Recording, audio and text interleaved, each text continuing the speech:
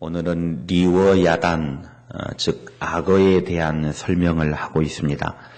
히브리어의 리워야단은 성경에서 여러 가지로 번역이 됩니다. 고래, 바다뱀, 큰 괴물, 심지어는 용이라고까지도 그렇게 번역을 하고 있습니다. 그러니까 여기에서는 그냥 리워야단이라고 히브리어를 그냥 그대로 옮겨놨는데 뭐라고 특별히 딱히 말하기가 그래서 번역하시는 분들이 그냥 히브리어를 그대로 리워야단이라고 옮겨놔버렸습니다. 그런데 아래에 설명이 된 것 보면 악어를 가리키기도 한다라고 되어 있는 것 보면 악어로 사용하는 것이 가장 적절한 것 같습니다. 하나님께서는 욥에게 악어의 특징을 아주 자세하게 설명해 주고 있습니다. 1절부터 5절에는 사람이 낚을 수 없고 제어할 수 없는 존재이고 길들일 수 없는 존재가 악어이다. 6절부터 9절에는 그 악어를 아무리 잡으려고 해도 인간은 잡을 수도 없다. 10절부터 11절에는 제어할 수도 없다. 12절부터 24절까지는 악어의 탁월한 몸 구조를 설명하면서 이렇게 강력한 동물인 악어도 하나님께서 지으신 수많은 피조물 중에 하나라고 하는 것입니다. 그리고 사람은 그것을 감당하지 못하는 아주 연약한 존재다라고 하는 것을 설명하고 있습니다. 그리고 마지막으로 25절부터 34절에는 이 악어가 얼마나 세고 강한지를 다른 각도에서 보여주는데 사냥 도구를 우습게 여기고 두려운 흔적을 남기고 빠른 속도로 움직일 뿐만 아니라 아무것도 두려워하지 않는 존재가 이 악어다 그렇게 표현을 하고 있습니다. 41장에서 이렇게 장황하게 악어에 대해 설명하고 있지만 실제로 하나님께서 41장의 악어를 설명하는 중요한 키포인트가 있습니다. 하나님께서 말씀하시고자 하는 핵심은 10절의 말씀입니다. 10절에 아무도 그것을 격동시킬 만큼 담대하지 못하거든 누가 내게 감히 대항할 수 있겠느냐. 그 어느 것도 그 누구도 이 악어 앞에 감히 나서지도 못하고 또 악어를 잡지도 못하고 그 강력한 힘 앞에서 악어가 두려워하지도 않는데 어느 누구도 그 앞에 서지 못한다는 겁니다. 결국 하나님께서 악어를 대항하지도 못하는 그 지극히 미물 중에 하나인 악어도 대항하지 못하는 게 인간인데 그 어떤 짐승들도 악어를 대항하지 못하고 그리고 모든 것을 다스리는 인간이라고 하는 존재도 이 악어를 대항하지 못하는데 그 누가 이 악어를 만든 하나님을 대항하겠느냐. 결국 악어를 통해서 하나님께서 욥에게 깨닫고자 하는 것은 인간은 지극히 연약한 존재라는 겁니다. 연약해도 너무 연약하다는 거예요. 그런데 인간이 언제 강한 척하냐? 하나님 앞에 교만할 때 강한 척합니다. 실제로 인간은 악어에게도 대항하지 못할 정도로 너무 연약한 인간인데 그 연약한 인간이 하나님 앞에 교만하기 시작하면 그 자신이 강한 척하게 되어지고 뭔가 가진 척 그렇게 하게 되더라는 것이죠. 욥에게 그걸 이야기하는 것입니다. 악어 한 마리도 제대로 제어하지 못하는 인간이 그 악어를 제어하는 하나님 앞에 대항하고 하나님 앞에 따지고 그렇게 하는 것이 과연 가능하냐. 있을 수도 없는 일이라고 하는 것을 지금 욥에게 깨닫게 지금 하기 위해서 악어를 지금 이야기를 하고 있는 것입니다. 악어조차도 감당하지 못하는 인간이 잘난 체하는 것, 그게 인간이라는 거예요. 지극히 나약한 인간이 교만에 떨기 시작하면 인간의 한계를 깨닫지 못하고 그렇게 하나님 앞에 대항하고 그렇게 하더라는 것입니다. 우리는 하나님 앞에서 나 자신의 연약함을 인정해야 합니다. 이 사실을 깨닫지 못한 인간은 하나님을 향해 자기 교만을 주장하게 되는 것이죠.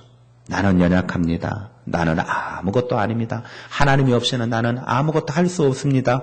이렇게 겸손하게 자기 자신의 연약함을 인정하면 그 순간부터 우리의 삶은 하나님의 은혜를 담게 되는 것입니다.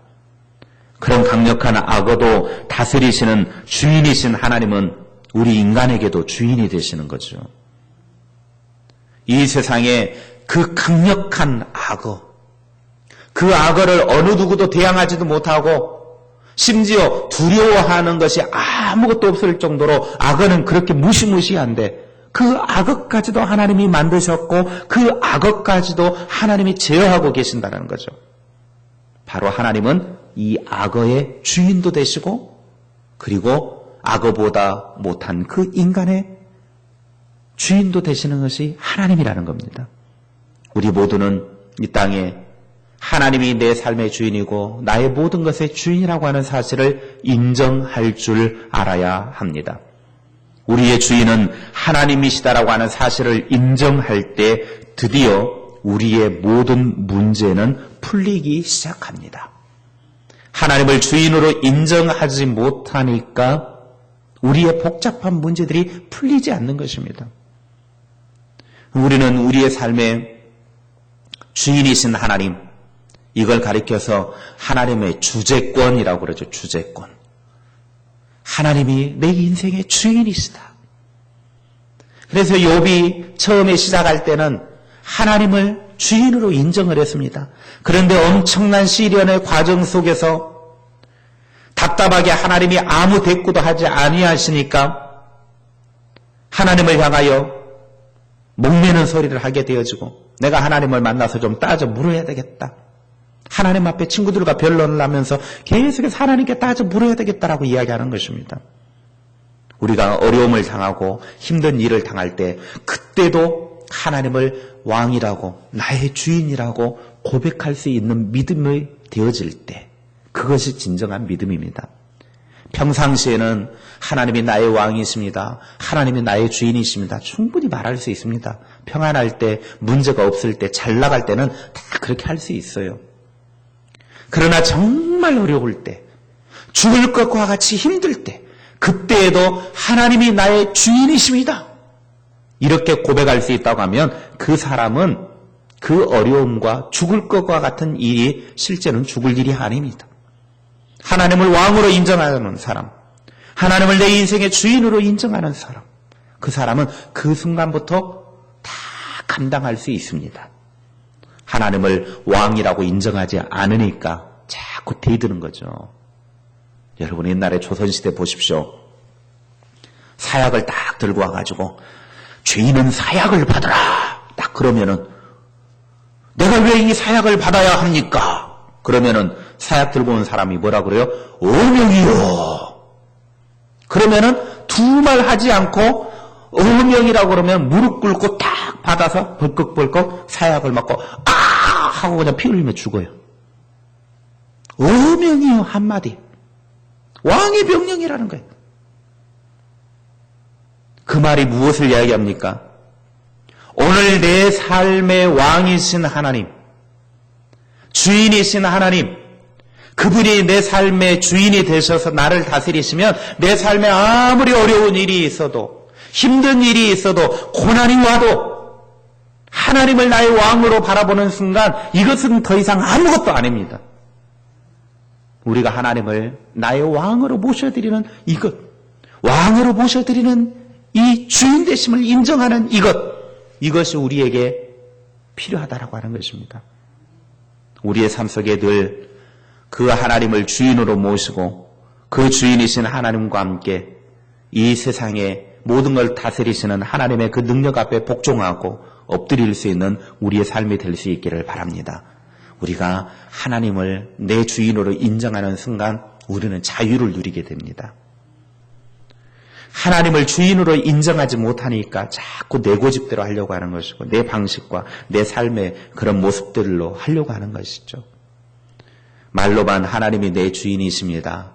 말로만 왕이신 나의 하나님을 찬양합니다. 라고 말하지 말고 정말 내 인생의 모든 주도권을 주인이신 하나님께 넘겨드릴 수 있기를 바랍니다. 그래서 내 인생의 주인은 하나님이시고 그 하나님이 내 삶을 다스리십니다. 이끌어 가십니다. 고백할 수 있는 우리의 삶이 될 수 있기를 바랍니다. 오늘도 그 주인이신 하나님 앞에 내 삶을 온전히 드리고 그 주인이신 하나님을 왕으로 모시고 살아가는 그래서 우리는 왕이신 나의 주님을 뒤따라가며 그 은혜를 누리며 살아가는 우리 모두의 삶이 되어질 수 있기를 바랍니다.